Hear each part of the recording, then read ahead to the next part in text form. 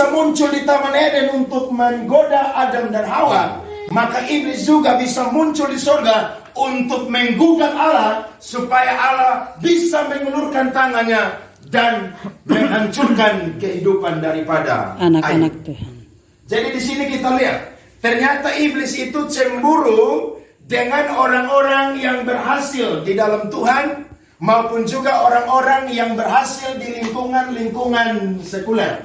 Jadi ketika kita semakin iring Tuhan, semakin cinta Tuhan, semakin dalam dengan Tuhan, semakin kenal Tuhan, semakin berhasil dalam pekerjaan, semakin sukses dalam karir, saudara hati-hati, saudara akan diincar oleh iblis, bahwa saudara harus dihancurkan. Sehingga kita mencatat bahwa iblis bujuk Tuhan supaya Tuhan bisa mengulurkan tangannya dan bisa mengambil semua yang Ayub miliki. Maka Tuhan pun juga mengikuti mau daripada iblis. Tapi saudara harus perhatikan, Tuhan tidak kompromi untuk ikut iblis. Ya.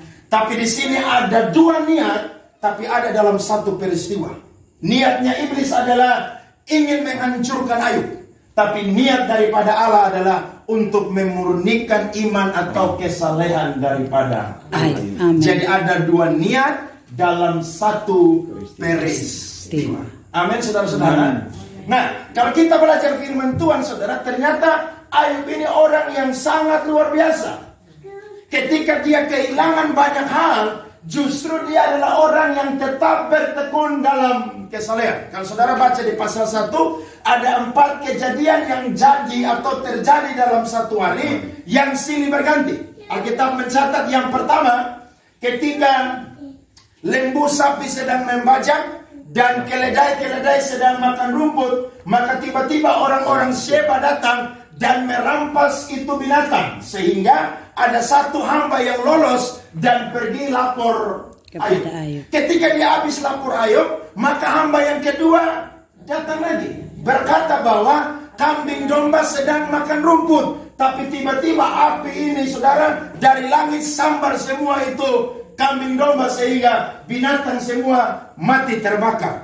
Hamba yang kedua baru selesai bicara, hamba yang ketiga datang lagi. Dia berkata bahwa unta-unta sedang ada di padang, tiba-tiba orang-orang Kasdim bentuk 3 pasukan. Mereka datang dan akhirnya mereka rampas unta-unta tersebut. Hamba ketiga baru selesai bicara, datanglah hamba yang keempat dan berkata bahwa anak-anakmu sedang bikin pesta di rumah kakak mereka yang sulung. Tiba-tiba angin seroja datang menghantam mereka punya rumah saudara dari 4 sisi, dan akhirnya rumah itu roboh dan menimpa mereka dan akhirnya mereka mati. Pertanyaannya, kalau saudara ada di posisi Ayub, apa respon saudara dengan saya? Hah? Ayub yang berlimpah harta dalam satu hari jadi orang yang miskin. Malah Ayub yang begitu cinta Tuhan, dalam satu hari dia harus membuktikan kira-kira sikap cinta akan Tuhannya benar-benar murni atau karena dia memiliki segalanya sehingga dia cinta Tuhan.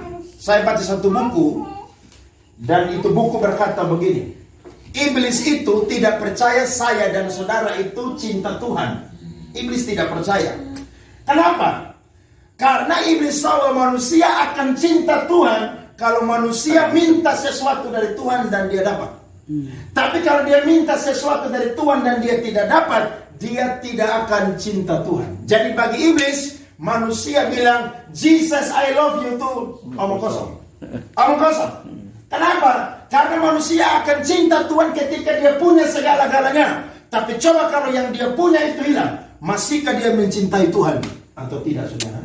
Ini sebuah pertanyaan besar bagi saya dan juga saudara. Kalau hari ini kita iring Tuhan, kita masih punya segala sesuatu, masih lengkap dalam segala bidang, kita bisa bilang, Tuhan, saya cinta Tuhan.